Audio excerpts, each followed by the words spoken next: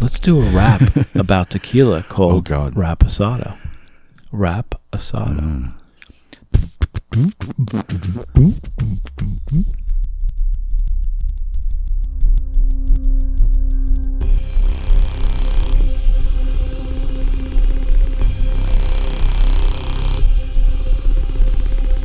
Welcome to the edge of nowhere.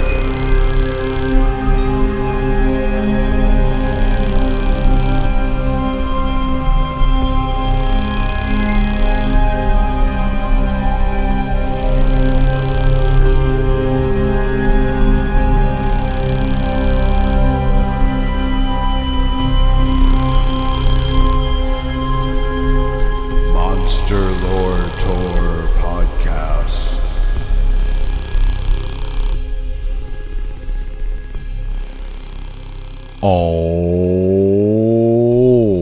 All right. Hello, everybody, and welcome to this 46th edition of the Monster Lore Tour Paranormal Deep Dives from the Edge of Nowhere podcast.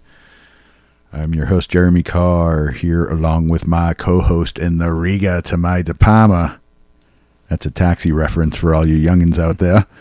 Mr. Matt O0, a.k.a. the Moz. How we doing today, Moz? What does a yellow light mean? Slow down. What does a yellow light mean?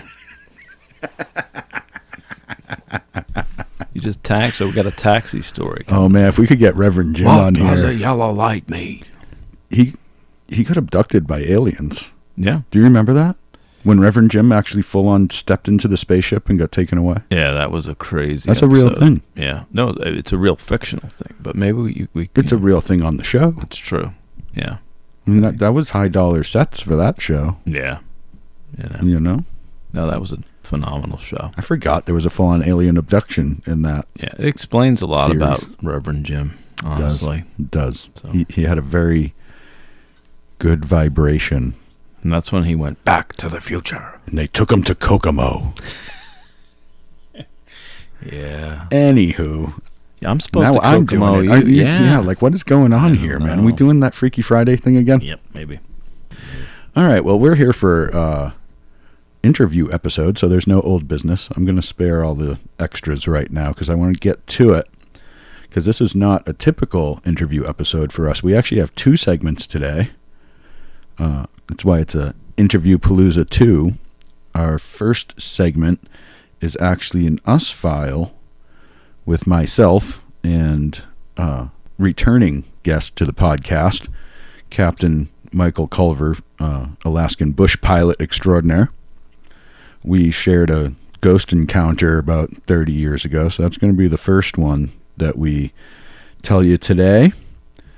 And then we're going to go to my old friend Steven, who is a fellow ex-taxi driver. He has a very weird old-school taxi story. But first, we'll start with the S-Files with myself and Captain Culver. We will come back at the break to discuss that a little bit and then get us into the next segment. So enjoy, and we'll see you at the break. But then something happened. It happened to me.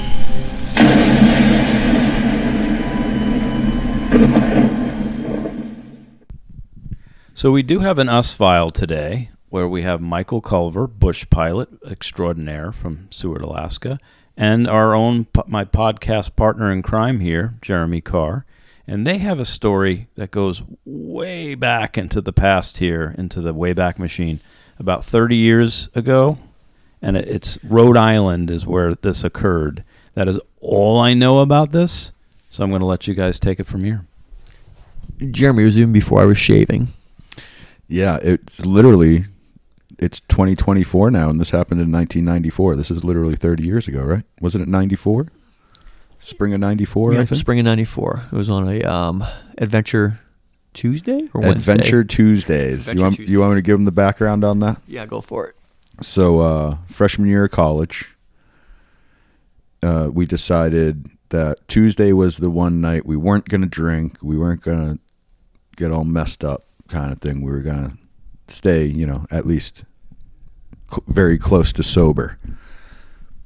But it was hard for us to just sit around and do nothing.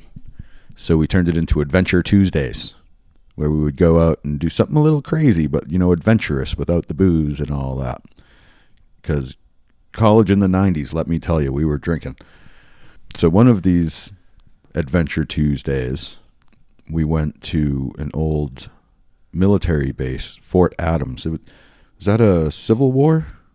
Yeah, it's on the coast. We're protected from everything at that point. Yeah. So, But big old school military base right on the coast of Rhode Island, which at that point was shut down. It was fenced up, barbed wire, all that.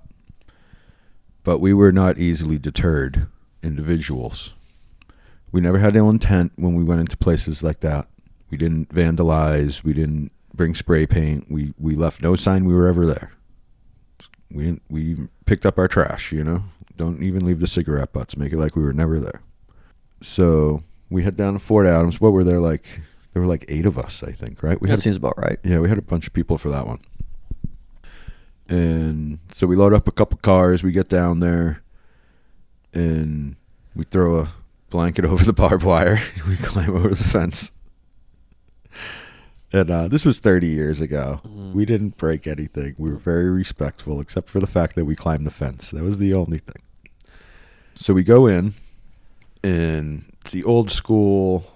Had like I don't know what shape was it, like an octagon maybe, but it's got a big central courtyard with kind of this octagonal, think pentagon sort of building around it with, all the rooms had these big arch windows looking into the courtyard, and then interior hallway that circled it with a big like entryway that we came in through.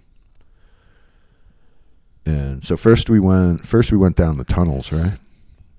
Yeah, there's multiple levels of tunnels that go quite deep.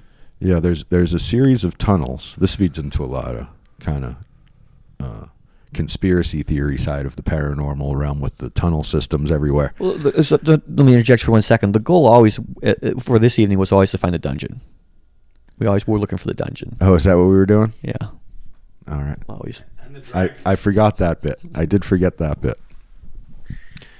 But there's a tunnel system under at least New England, probably goes down to D.C., that there's tunnels connecting all the bases. And if you know the way, it's basically a last option egress for soldiers. Like if you're under siege, you're being overrun, you're still in the base, and you have to get out, you go down into the tunnels, and if you remember your map, you can actually make your way to the next base. The thing is they made it purposefully very maze-like, and there's a lot of dead ends, and some of them are like miles long. You're going down this tunnel for miles and it just stops. Things like that. So the idea was if you knew the map, you can get to the next base. If the enemy tries to follow you, unless they're right behind you, they're not going to make it through because they're just not going to know where to go. So we're down there. We line up kind of single file, and the guy in front, of course, we only brought one flashlight, right? I don't know if it's that bad. To go look for a dungeon. And this was cell phones weren't such a thing that we all had a flashlight in our pocket either. Flip phones probably at that point, if that. There's no phones. Were there no phone? Oh, that's right. I didn't even get my first phone until well after college. Yeah. No cell phones. So we had an old school flashlight. Guy in front has the flashlight. And, we'd be walking down. They turn the flashlight off and scream and freak everybody out. And so we made a little bit of noise down the tunnels and stuff, but all in good fun. We made sure we found our way. I think we did have some chalk for arrows on the wall. Something like that. We marked it. That was the only mark we might have left. So we do that for a bit. Didn't find a dungeon, though. Did we find the dungeon? No. No, I didn't think we found the dungeon. And we go up. We're checking out the rooms, and some of the rooms actually looked pretty good, still in good condition. Some of them, the floor was just completely missing, and the walls were kind of broken a bit. And so, a lot of different levels of disrepair from room to room kind of thing.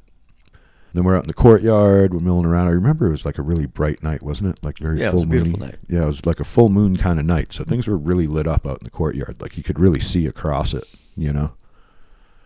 You know, there were some stairs. You go up on the roof. Like, we were just messing around for a while. And after a bit, they did have one thing of scaffolding, fixing a wall in the courtyard. And we went over, we were hanging out on the scaffolding, talking about, you know, all right, I think we might be done kind of thing. So we were getting ready to leave. We look over towards the big entryway. And in the window, the big arch window into the room next to the entryway, we all see two figures standing there, like shadowy in the moonlight. But all of us, right? Yeah, I'll agree to that. All 8 of us are like, oh no, the cops are here. Yep. That's our first thought. We see 2 guys standing in the window. I'm like, oh man, what is this? You know what I mean? And at first we're thinking cops. Some people have the idea that they even look like they're wearing uniforms, the hat and stuff. So we're like, we were smoking a little weed. I got to put that in here to make this make sense. Then we were like, all right, well, we got to just finish smoking what we have, because weed was still illegal then. And then, you know, if they don't come get us first, at least we won't get arrested for having weed on top of the trespassing. You don't throw it out. You got to smoke it. Yeah, you got to. So we're like, if they're going to let us sit here, we're going to smoke this before we go. So we smoke it up. Didn't have that much, especially for 8 people. So, you know, we just smoked what we had. And by then we're standing there like, and those 2 guys are still just standing in the window looking at us. And now we're like, okay, if this was the cops, they would have come and got us by now. They would have said something. They would have shown a flashlight on us, something. They wouldn't have just let us stand here and smoke our weed when they could arrest us for it in this situation. So now we're thinking, all right, is this like crazy homeless guys that are going to want to kill us and eat us? Is this, who knows, you know? We don't know what, like, now we're kind of freaking out a little bit. So it was me and our buddy Madsen, who was also there, decided, okay, we're going to go check it out. You guys got our back. Definitely keep an eye on the situation here. The 2 of us are going to calmly walk over there and see what's going on. So those guys back there, we're walking over. Again, full moon, you can see pretty good in this arch. It's like a, you know, big, I don't know, 15 foot tall arched window. But at the bottom, there's a wall that's probably about, you know, 3 feet high or so, like waist high on an average adult kind of thing. Yeah, it's like almost like just a big opening, like you'd open 2 huge doors to open up the whole entire room to the courtyard kind of a thing. And the big opening area with that, where the arch you're talking about there was just where the missing big wood doors would have been at that point. Right. There was that little wall at the bottom. Right. Though. Yeah. So, and it, you know, it looks like they're just standing right on the other side of that little wall. So we're walking over there. We're getting just close enough to start really seeing some detail. And we both were like, oh no, it is the cops. Because we could now tell they were wearing the hat. They had some kind of uniform on. Just as we're realizing this, like just when we go, oh shit, it is the cops, they duck down behind the wall. They just whoop, duck down. And then we go, oh boy, okay, it's not the cops, because the cops aren't hiding from us. Like, we're both a little freaked out. It was a good thing 2 of us went over there, because we like helped gird each other a little bit. And we're like, we got to go look in the room, see what's going on. We got to know what just happened. You know what I mean? So we walk up to the wall and we look over. There is no floor in this room. On the other side of that wall, it goes 50 feet straight down into the tunnels. And there is no floor in the entirety of this room. There is nowhere people could have been standing right there. If they went down, they just dropped 50 feet straight down into nothing. So me and Madsen look at each other and say, we got to get the fuck out of here. We start running back towards these guys. These guys see us freaking out running. So they start freaking out running towards us. Like, what happened? What happened? What happened? We're like, we got to get out of here. We got to get out of here. Like, we didn't even want to take the time. So everybody is now fully freaked out. We're just running out of there. We went over the barbed wire so fast. I ripped my boots. I ripped my jeans. Good thing I didn't cut myself. Mm-hmm. And we get out to the parking lot and, you know, stand there catching our breath and finally like, what the hell happened over there, you know? And me and Madsen were both like, there was no floor in that room. And everyone just went white. And like, oh no. Is that about right, Culver? Yeah, that's pretty accurate. So just a quick question, though. What did Madison see as far as was there any difference in his story? Did he see uniforms? Did he see more detail? Did your stories corroborate later? We saw the exact same thing, like literally right when we were at the point, like, oh, we can see him. Oh no, it is the cops. Like we both had that exact same reaction in the same moment.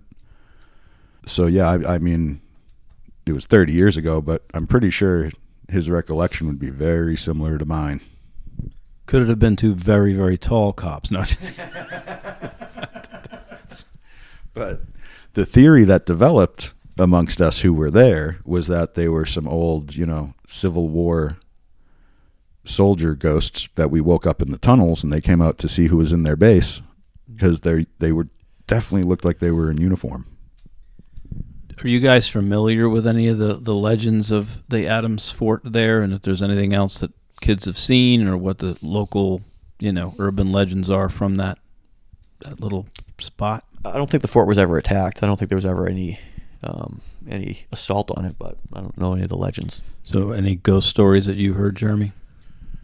Not specifically to that, but there's ghost stories seemingly everywhere back there, and it didn't necessarily connect directly to that base in my mind even. I think we brought something up from the tunnels, because we started out by going down the tunnels and being loud, and it was probably the first disturbance down there in a long time.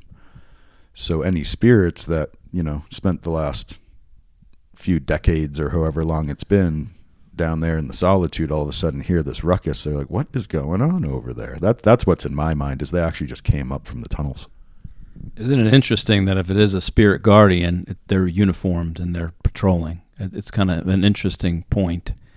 And go ahead, do you have something, Mike? What was interesting about the tunnels as well is some of them were flooded. You would go down a few levels. One would be dry tunnel, and you'd go up 2 levels and over, and that next level would be flooded, even though it was above some of the ones that were not flooded. There was also a rowboat I remember seeing that went. There was at the base of one of the flooded tunnels where a little tiny archway, you could just barely sneak underneath there to another room of some sort. We never explored that particular area right there, but there were some other things happening there. Is this kind of on the border of Massachusetts and Rhode Island? I'm guessing you guys are from Massachusetts, or did you go for a little bit All of of Rhode Island's on the border, but yeah. It seems it's such a small state. Where exactly is Rhode Island's tiny. Mm-hmm.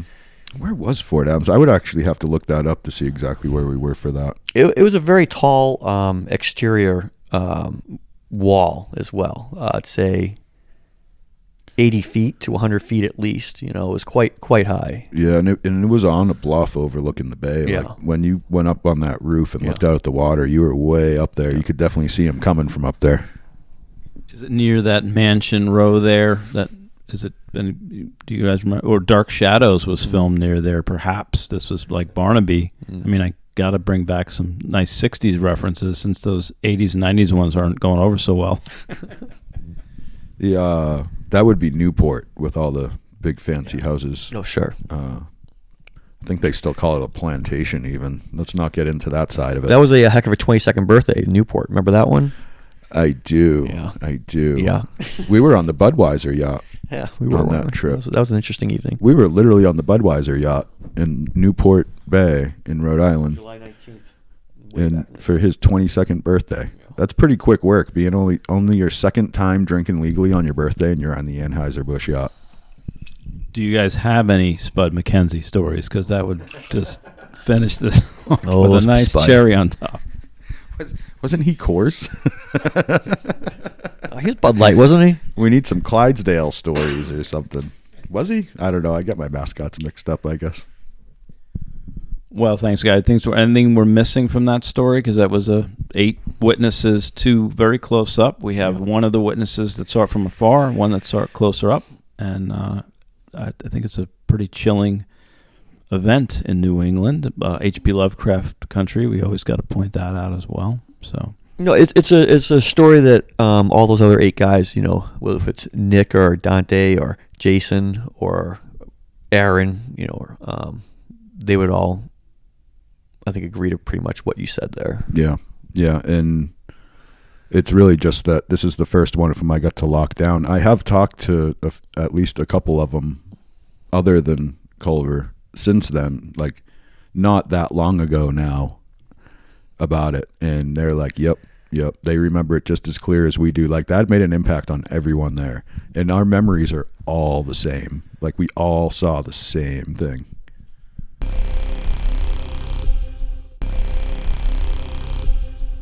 All right, so there you go, Maz. You led the interview initially. Do you have anything to add now that it's been a while and you've heard it again? Yeah, I was there when we looked up to find out what is happening at Fort Adams, and apparently they do ghost tours. This is a haunted place. I seem to remember something about this, maybe even on YouTube. We're not even going to go there. We're just going to, at some point, circle back, maybe. Yeah, hopefully. So the follow-up we did, I did locate Fort Adams. It is on Newport Bay, right outside of Newport. So it is near all those big fancy houses you were talking about. And Barnabas Collins. Yeah, and it's near where we got on the Anheuser-Busch yacht just a few years after the incident. See, I knew somehow. So I didn't realize I had so many stories from Newport, honestly, until we sat down with an old friend that we used to get in trouble together all the time. Yeah. Well, those cliffs and those mansions and spooky stuff. Yeah, and we looked into if there were any like ghost stories coming out of Fort Adams and encounter stories or anything we might want to do real quick. And what we saw was they do full-on ghost tours and paranormal investigations and all kinds of things offered there now, because it's actually a functional state park where you can take the normal kind of touristy tours during the day and then do our, paranerdalist type stuff at night. Have you or a loved one been spooked by a Fort Adams ghost? You may be eligible for cash reward. Not from us, though. We have no money. That's true. Yeah. I am your walking disclaimer, Moz. Told you to get the LLC. But we're going to try to reach out to the people at Fort Adams, maybe find one of the guides from the ghost tours that might come on and do a little interview with us to get some firsthand stuff. And if that doesn't work out, we'll, try to do our typical style of deep dive research to see what stories are out there. So hopefully we'll have an interview to follow this interview about that place, and maybe see if, over the last few decades the ghosts have been active like we saw that night. And you yourself had one. Send your story to monsterloretour@gmail.com. Yeah, there you go. monsterloretour@gmail.com. Correct. Any stories you want to send us, we'll probably end up reading it on the air here, so that's pretty cool. Yep. I keep telling my stories. I think someone should let us tell their story exactly once in a while. We have more than we thought. Or if you want to do an interview too, we're open for interviewees as well. If you want to do a direct, or you can just type it up anonymous, change the names. So whatever level you want to present it at, if you feel like presenting the story. Either way, email us at monsterloretour@gmail.com. Anything else to add to that? Let's get in there. The second one. All right. So this next one is I don't know. Is it has vampiric overtones. That's all I'm going to give away. But it's one of the weirdest stories I've ever heard come out of a taxi, and I have a lot of weird taxi stories that I've heard or experienced. So let's go to my friend Steven. Are we calling this one an us file? I've known this guy for like 20 years. Do it. All right. This one also an us file. But then something happened. It happened to me.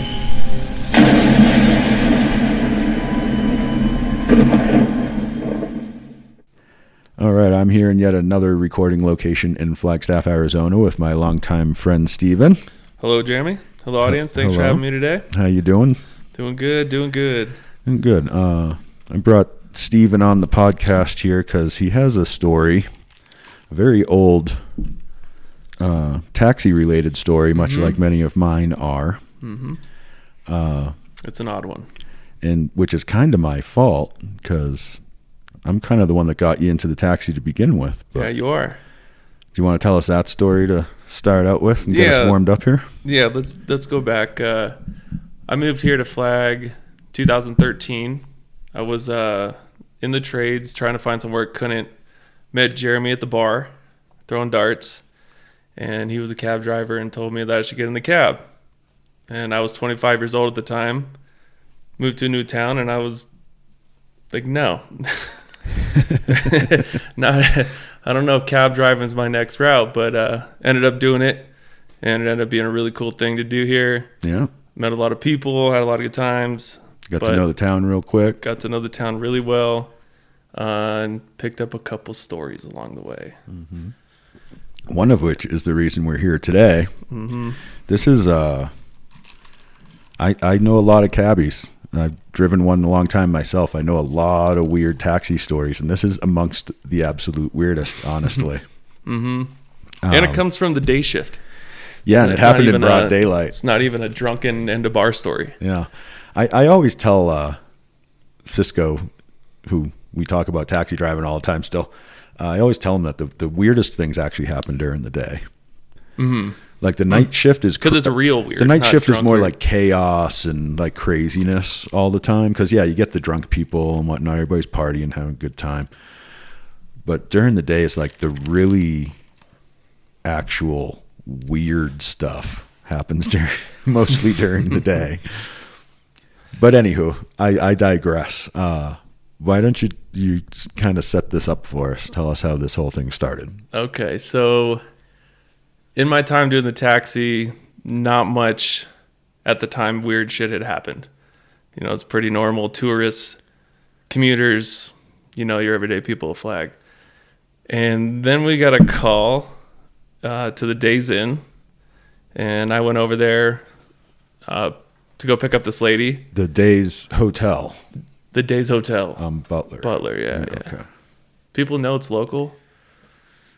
Yeah, we can say that, right? I'm pretty sure we can say where the ride originated. Yeah, okay. Days, Butler, and Lucky. Right in the middle of Flagstaff, basically. Right in the smack middle of Flagstaff. Mm-hmm. Yeah, so I pull up, and this lady's already on the curb. She's got a couple bags with her. And the first red flag, she's wearing like a down feather jacket, latex gloves, a beanie. She had long hair, pants, boots, looking like she's ready to go to the snow. And this is the middle of summer. And it's the middle of summer. So probably like 80-something degrees in Flagstaff. Mm-hmm. And now this is 80-something Fahrenheit. This is 2014-ish, about 10 years ago. Okay. So 10 years ago, yeah. Before seeing gloves and shit like that was right, normal. Right. Before the pandemic, when people overly dressed in rubber gloves and masks and things in public would be normal. Yeah, so this was a weird thing to be very wearing. not normal. Very not normal. No.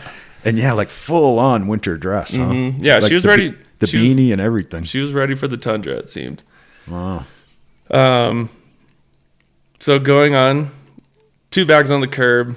Now I pull up and I get out and how you doing? Can I load your bags? And she told me to wait.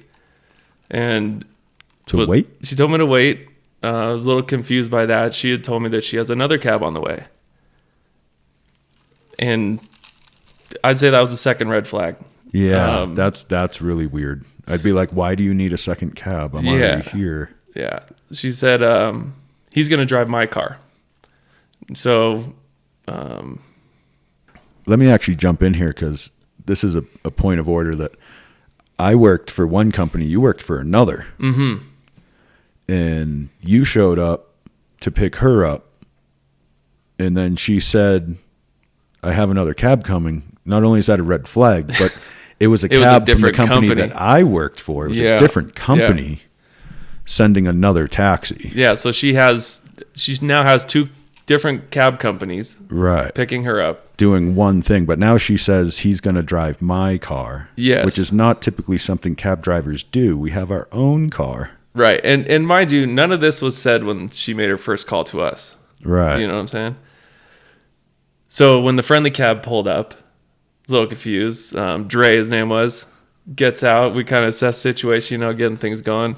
I pull him to the side and tell him, hey, she's telling me you're driving her car and I'm driving her and then I'm driving you back.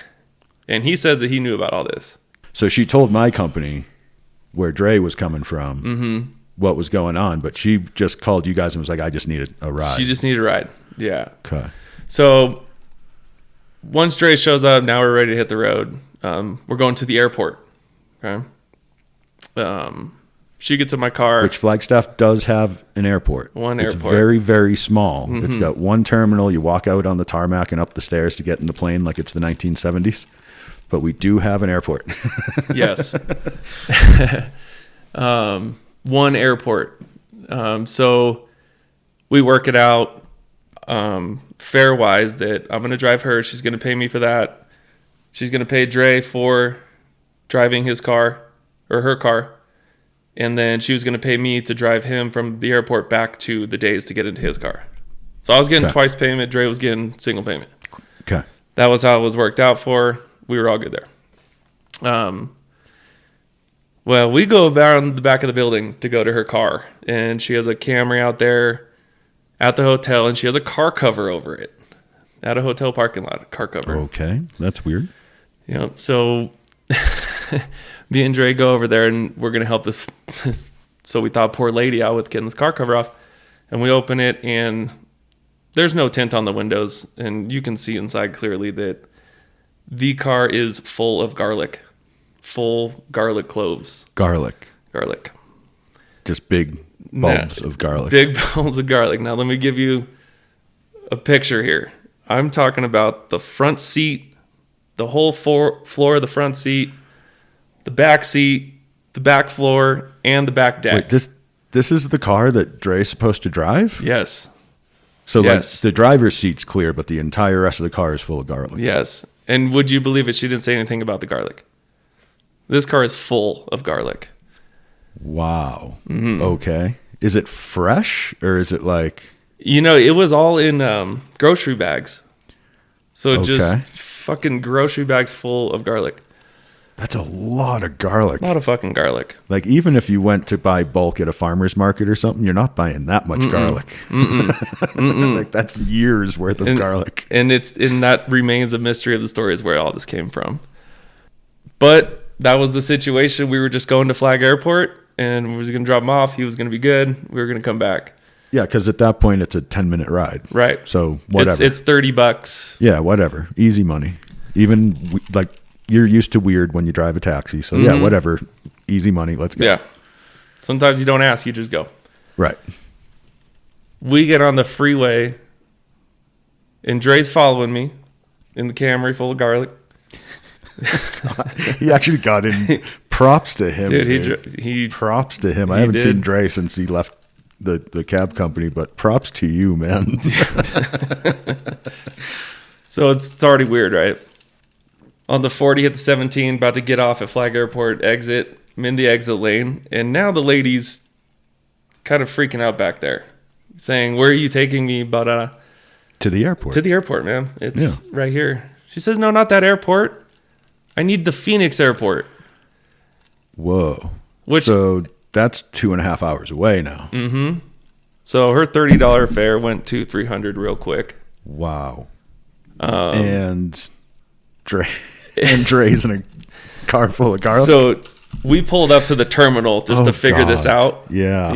Oh God. I go to explain to him what's going on, and I told her this is how much it is. Now you're double payment to me and your payment to him. It's like $1,000. Is almost $1,000. Yeah. With tip, but they don't do that much. Well, even I would have just been like, you owe us $1,000 and give Dre an extra $100 for the way home. And I don't know how much garlic cloves go for, but yeah. And like, what do you? And she's bringing him to the airport. You can't take that on a plane, can you? No. Her plan was to park it there for a week until she got back. In the Phoenix summer. Mm-hmm. In the Phoenix summer. It's gonna turn it to garlic jerky. Mm-hmm. It's gonna dry it all up. Just wait till I get to the end when you hear about where she parked it and how that situation went down. So we're at the Flag Airport now terminal. She's okay with it. We run the card for $600 to me, $300 to Dre. And no problem, no questions and all asked. Good. Okay. All good. Okay. Well, now she pays in advance too. Pays in advance. Oh, at least there's that. That helps a lot. Yeah. Now it's like, okay, cool. Let's just go drop her off. He was gonna live with the garlic car. He was He was like, my eyes they're already watering, man. He's gonna smell like garlic for a month after that ride, dude. 2 hours in a car with that much garlic. So bad. But we're going. You're taxi drivers, man. That's what you do. Yeah. And so going taxi driver route, when you get a long ride, you got to talk. You need music. You need You know, there's got to be some type of vibe in the car, not just like something, yeah. radio silence. Yeah. Get Although I have had those rides. It's uncomfortable. I get on the freeway now. We're going south. Windows are kind of cracked. She asked me to roll the windows up. This is the only thing she said to me so far. Oh, boy. It's it. We rolled the windows up. Now it's summer, so I turn the AC. In Arizona. I turn on the AC. She don't like that. Oh, no. And she's got the beanie and the parka. Remember and what the she's boots. wearing. Yeah, she's dressed for skiing. Remember what she's wearing. That was my 2.5 hour drive to Phoenix. She made you keep the windows up and the AC Windows up, no AC. It was 100 plus in Phoenix at that point if it was summertime. Oh, my God. You must have been cooking. Like, that's not even safe, I don't think. I cracked when we got down there. Oh, you know, I entertained her for an hour till it got warm. Yeah, when the sweat starts pooling at the base of your back, you really need to turn the AC on. Yeah, there's no, sorry, ma'am. Oh, and the other thing is she didn't want no music either. What? And she's not a talker. The whole way down there, she was looking into her lap with her parka hoodie on, with the fur, and we had 0 words the whole way for 2.5 hours. Wow. It was creepy. Except, can you turn it into an oven in here, please? Yes. Was the only thing she said. Fucking creepy, man.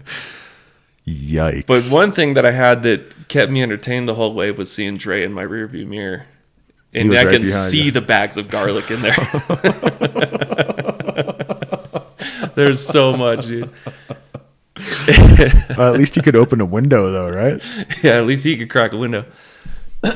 You don't want to turn the AC on in that car either, though. It's just going to recycle that garlic at you. Like, you got to ride with the window open. I mean, you said it, dude. He had to smell like garlic for a month. For a month. At least. Like, you got to burn those clothes later. Holy shit. That's so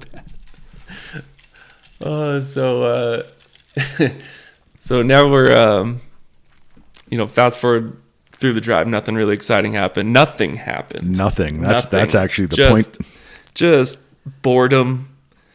Just absolute boredom. Yeah. And wondering what's up with this lady. And no talking. Mm-mm. So, like, she's not telling you anything about herself. Super weird. I do have theories on this story that we'll do when you're done. Yeah, we can go there for sure. Okay, so now we're getting down to Sky Harbor, and we need to bring the car to a parking lot because she's going to park it for a week. Remember? Right. She don't know anything about the area, so I find a parking lot close by, Sky Harbor parking lot. And that's what we're going to do. We're going to drop the car off, and then Dre's going to hop in my cab now, and then we're going to go to the terminal. Yeah. We get to this parking facility, and I got to explain to the parking attendant the whole situation. What's going on? We're leaving this car, and then we're going to double back and get out of here. She's coming back in a week or whatever. And how much is it? She asked, how much is it to park for a week or 2 weeks or whatever it was? It was like $400 or $500 or something. Oof. Do you know? Yeah. And no problem. She swiped the same card that she swiped with me and Dre. She's got money. She got money, yeah. She's throwing money around. Or a fresh credit card. I forget exactly what card it was, but she's got the Amex card with no limit. She don't care about money right now. Right. So we're in the parking lot. Dre pulls in. There is no covered parking. It's all straight in the bacon sun of Phoenix. In Phoenix in the summertime. On the blacktop. Yeah. People not familiar, if you leave your car in the sun in Phoenix for a week, anything in there that can possibly melt will melt. Especially garlic. It will damage your car. And yeah, if it's full of that garlic, it's going to literally cook the garlic. Mm-hmm. It's going to be 200 degrees in that car. Roasted garlic. That's in the crazy. Parking lot, Sky Harbor. That's crazy. But we drop it off. Dre gets in my car with this crazy lady, and we go drop her off. We pull up to the terminal. The final weird thing is we pull up to the terminal. Mind you, Dre's in my front seat. She gets out. I get out, get her bags for her. Pull the bags out of the trunk, and she grabs them pretty immediately and just turns and walks into the airport. before I could even close the trunk. Wow. And Just gone. It's gone. No, thank you. No, have nothing. Wow. She was just gone. I get in the car. Dre's just like, what was that? Good question. Mind you, this is me and Dre meeting. This is how we met. Oh, and you guys didn't even know each other. This is how we met. Because you were different companies, and you were still pretty new in the taxi. He was actually probably still pretty new in the Flagstaff taxi scene at that point as well. So yeah. Yeah. That makes And sense. he was a brother from the Valley. Yeah. He was, pretty new in Flag too, from what I know. Yeah, he was new to town. He started working at the taxi company as soon as he got there, and he was pretty new there. So Yeah. So this is an experience for him as well. yeah, I bet. A couple of rookies having to go through that. That's crazy. Now we're gonna be on our way to Flag now, right? So now we get the chance to like share our points of view on the whole thing. Yeah, yeah. First question. And he really didn't smell that much like garlic, by the way. It wasn't that bad because now we're in the same car, Okay. And it didn't stick to him. Little too much, tinge maybe. Okay. That's But he better was than like, I expected. bro, I was aired out the whole way, like Right, every right. window. It was insane. He said, but the funniest thing is right away he's like, dude, but the car was cherry, dude. He's like, I wanted to buy it. I was. Trying everything, touching every button, all this, trying everything. He was going to offer her money. You said it was like a classic Honda kind of thing, right? Is that what you said?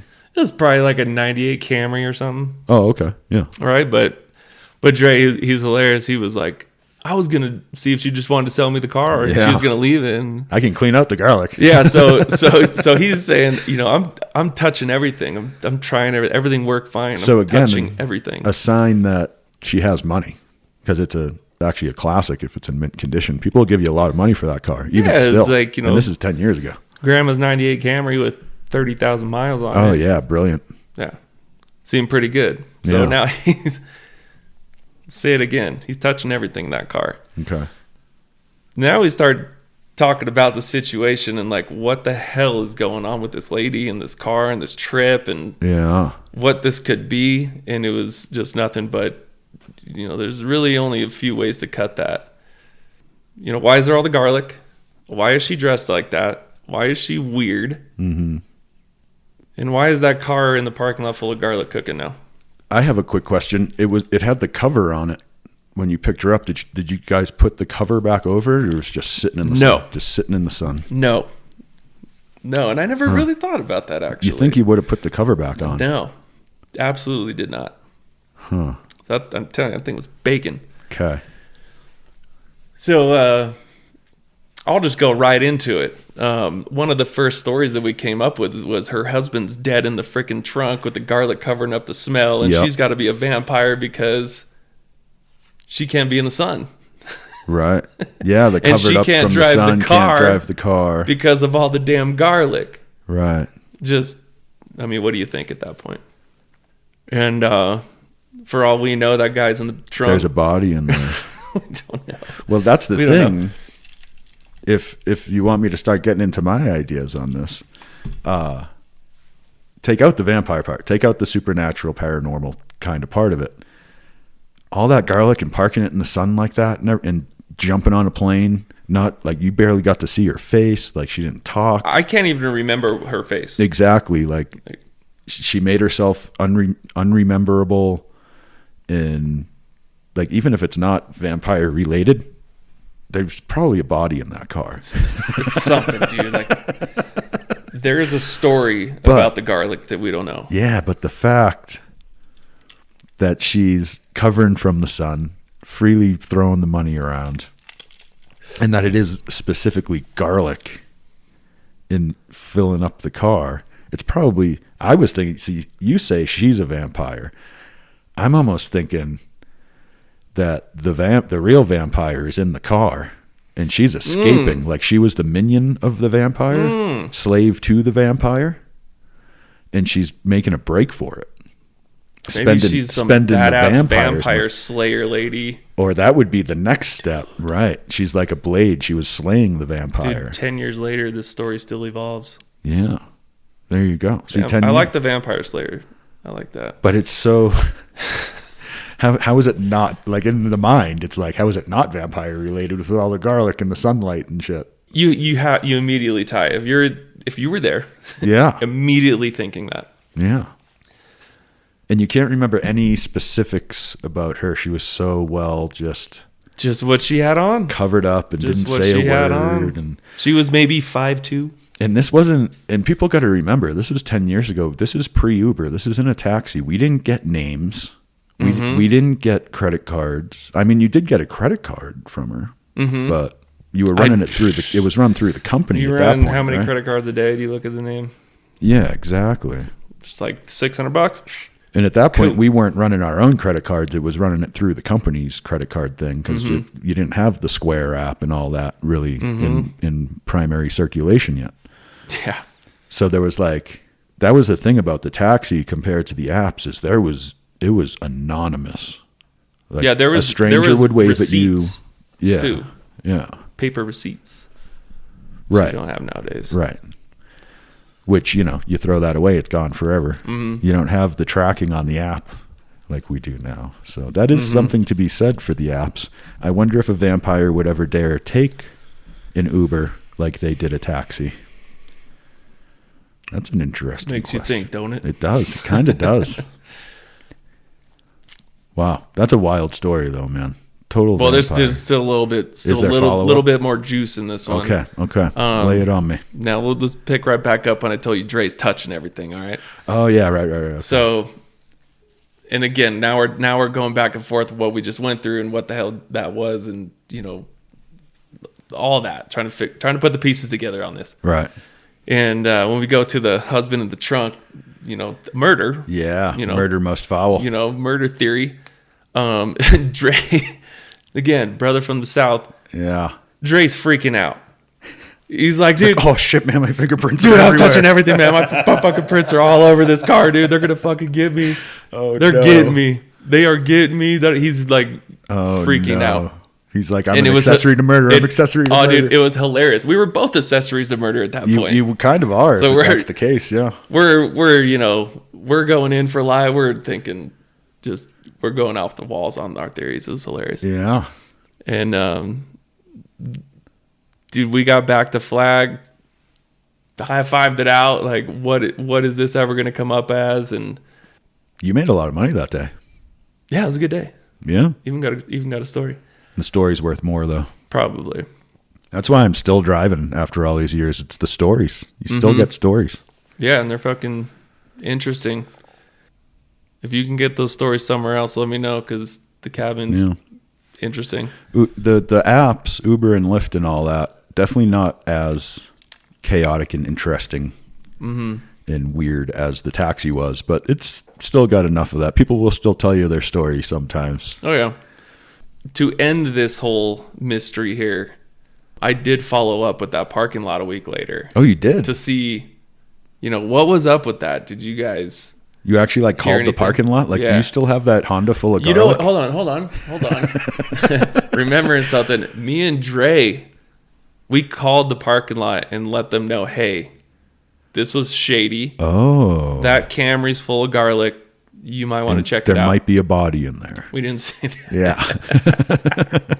Alert the airport force. Well, it makes sense because if you just park in, she's never coming back.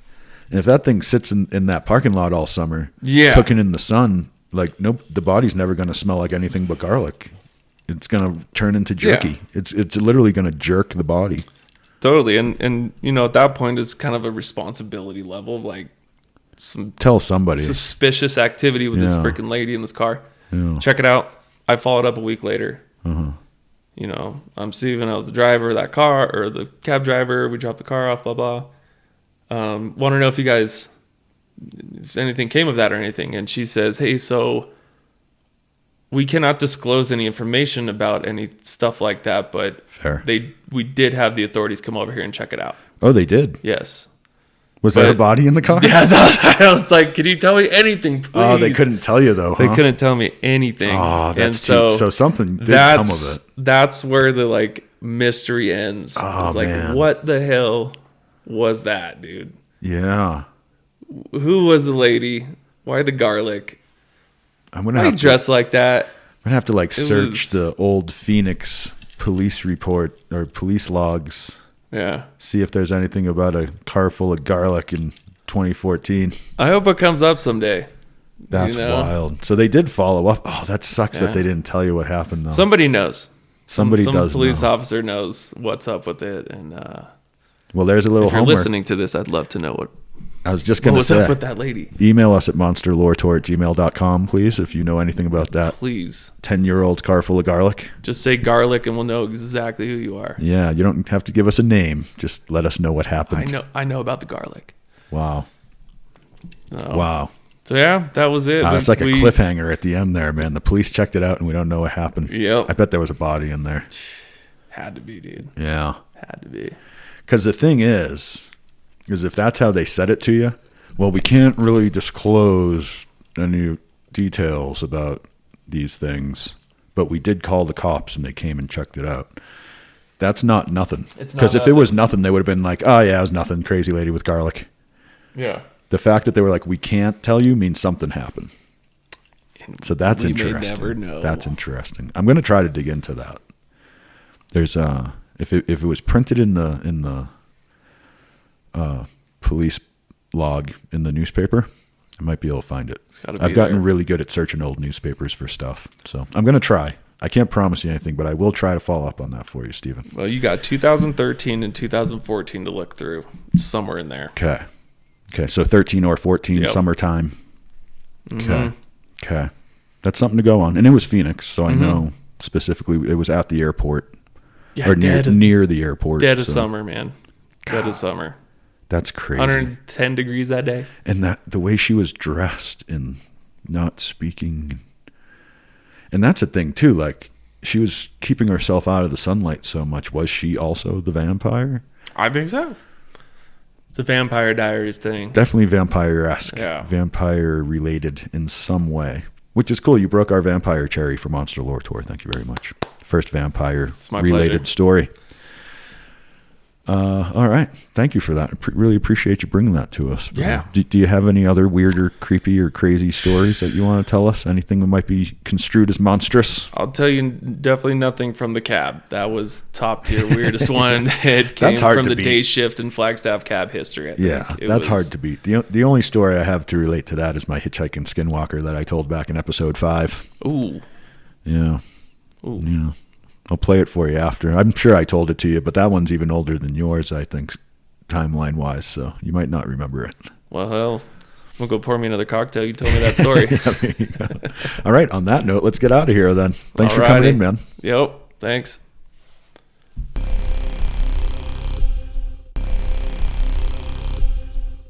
Is that weird enough for the Monster Lore Tour, do you think, Moz? What does a garlic-filled taxi mean? Vampire. What does a garlic-filled taxi mean?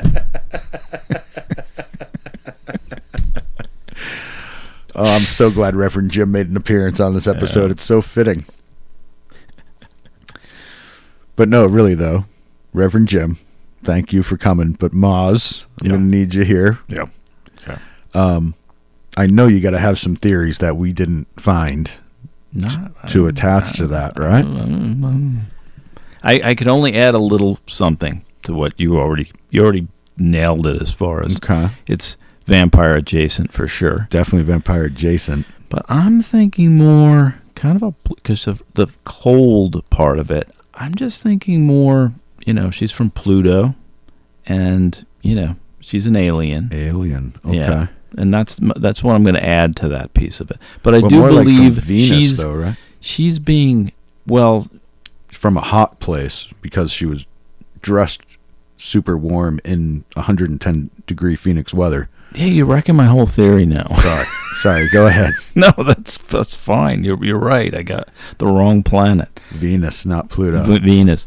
So we have somebody who, obviously it's hot where she's from. Yes. So Right. you are correct. Right. But she's also, I love the whole Renfield thing that you guys did with, she's not really the vampire because she's got this pile of garlic that she's trying to keep this vampire at bay long enough for her to get away. Yeah. Yeah. Because that's what goes through my head when I hear that story. I'm like, if I was her, what am I doing? Yeah. That's kind of how I think of it, and that's all I can think of is like, you somehow got the vampire while it was sleeping out into the car, and you cover it with garlic, and you park it in the sun, and you run. Yeah. You steal their money and run. I think that this is, if we could find something from that era to corroborate any of this weirdness in the news. I did. Well, that leads me into the meat of what I wanted to get into for this close. No, we have enough garlic. We can definitely make a Wolfman. Good burger. Well, we can make a Wolfman Puck segment out of this whole thing. Ooh. Whatever we find in the trunk is the basket ingredient. Maybe not after I do what I'm about to do. But I did follow up. I told Steven I would try to follow up. I searched like crazy to try to find any mention in the 2013, 2014 summers kind of range of a car full of garlic, a body in a car by the airport. That garlic. Yeah, there you go. I did not find anything like that. Doesn't surprise me, because even if there was something, are they really going to tell us about it? Yeah. But I did find something else that might take the, paranormal sort of supernatural side out of it, but might be even creepier if connected. A truck full of onions. Now you're talking. See, put those together in a fry pan inside that car. Oh, you got Phoenix in a already. couple of days, you got some very... Just park them next to each other. Yeah. But I have a story here that I found from 12 News in Phoenix. This is from 2014. So this is, right in the time range of when Steven said this all went down. I'm just going to read you some of this. You ready? I'm ready. Dismembered limbs sewn together like Frankenstein at Body Parts Donation Center, FBI found. Where? A former Phoenix FBI agent said that when he raided the Biological Resource Center, Inc., he observed several unsettling scenes. Biological Resource Center, Inc., its owners, employees, and other companies, including a funeral home and healthcare providers, are being sued by family members of dead people who had opted to donate their bodies solely for medical and scientific purposes. Authorities instead found that bodies at the center were mishandled, abused, desecrated, and sold for profit. Mark Quinar, a former Phoenix FBI assistant special agent, recently testified for the civil suit that when the FBI raided Biological Resources Center in 2014, he observed several unsettling scenes. This is him talking. I observed a large torso with the head removed and replaced with a smaller head sewn together in a Frankenstein manner. Did it look like the social work from Beetlejuice? That's all I can think, like the head shrinking thing. I observed body parts piled on top of each other throughout the facility with no apparent identification to indicate what bodies they came from or to whom they belonged. Dang. I'm going to read you a little bit more just to really freak you out, and then we'll talk about it. He said buckets and coolers with various body parts, including a bucket of heads, arms, and legs, were also absent of identification, as were body parts strewn in freezers. I think we get the point. Wow. So what if that lady worked at that place and was selling bodies and body parts, and she knew that they were onto her, so she stashed what remaining body parts she had in that car, covered it with garlic to cover the smell, and then ran. Yeah. Instead of running from a vampire, she's running from her own Frankenstein. We had the totally wrong genre. Yeah. Like it's not Mary Shelley, it's Bram Stoker. Yeah. I mean, it's not Bram Stoker. It's Mary. It's not excuse Pluto. me. I It's did that Venus. backwards. It's not Venus. It's not floor wax. It's a dessert topping. It's backwards day here at MLT. Right. That's a column in our shape-shifting spreadsheet. Yeah, instead of Bram Stoker, it's Mary Shelley. Yeah, or Percy Shelley. What the hell? Yeah. It's Frankenstein adjacent, so it's Percy Shelley. It's Frankenstein, very unbound. But what if, though, what if Dre drove a car full of garlic because there was a pile of just like loose body parts underneath that she didn't want to get caught with, or didn't want them to find until she was long gone? Nice. How's that for a theory? Yeah. I hope that helps, Steven. Yeah. I hope rest well. It might help keep you up at night. Yeah. And his fingerprints are still all over that. All over the car. You're still going to jail. You are still an accessory to a felony. It's just not quite murder. Yeah. It's fine. All right. And that's going to do it for Interviewpalooza 2, I guess. You got anything to add or subvert on any of the stuff? I don't know how to before add we go? anything more to that. Gosh. Oh, I forgot. I did have one more question for you as a follow-up Shoot. to that. Yep. Do you think a vampire would take an Uber? Ooh. Because I know they would take a taxi. Yeah. Would they take an Uber? Yeah. Tracked with the pictures and the paper trail kind of thing that they can't just destroy the receipt. It's like Yeah. goes down on your permanent record kind of feel to it. It's a very Lestat question. I have to ask Yeah. Anne Rice. We'll get her on here. I'm sure she's just itching to do an interview with us. Interview with the podcasters. If there's any vampires out there that need a driver, hit me up. monsterloretour@gmail.com. I am totally down for that job. I stay up all night as it is. Like, I'm totally nocturnal. It's a perfect arrangement, honestly. And that Anne Rice book that I borrowed from you, it was a really weird one. It wasn't the genre that I thought it was. That you borrowed from me? It wasn't a vampire story at all. It was very, very strange. Oh, yeah. Yeah. There you go. You can have that one back. Mm-hmm. Anywho, we've gotten weird enough for today. Thanks, everybody, for coming. Take a second before you go, if you could, for us, and just hit all those happy little fun buttons to like, subscribe, maybe share it with some of your weirder friends who might enjoy this sort of weirdness. Check out our Patreon. It's only $1 a month. Patreon.com/monsterloretour. You get early access to all the episodes, and the side trails come out right along with them, so you don't have to wait for the compilations every few weeks.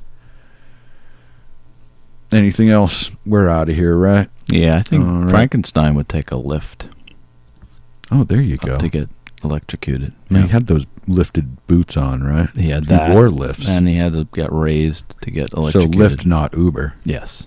That's So- my so the final answer. So Dracula takes the Uber, and Frankenstein takes the lift. Yeah. That makes sense. Yep. And with that bit of wisdom, we're going to leave you off. We'll see you next time. Have a good one, listener.